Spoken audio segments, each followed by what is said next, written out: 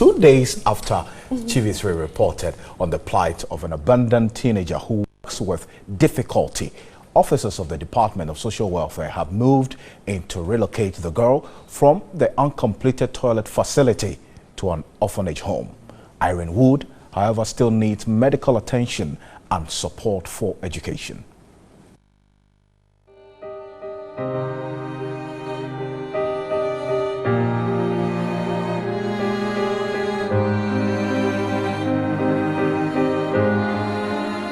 The girl's plight is a pathetic one, and we need to work around it to move her from that place to a better place.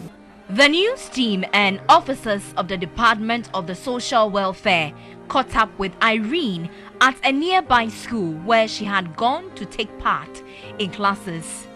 Lessons for the day were reading, English, mathematics and drawing.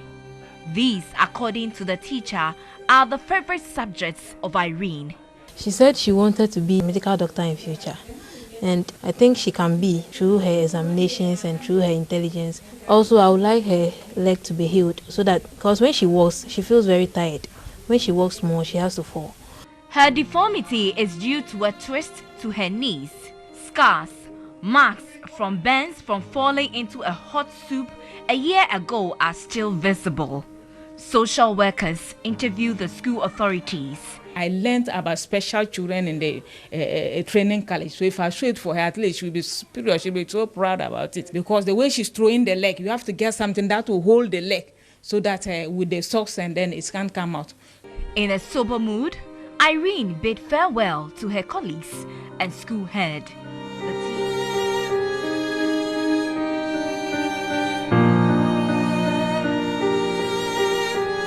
The team then moved to the uncompleted building where she lived and packed all her belongings.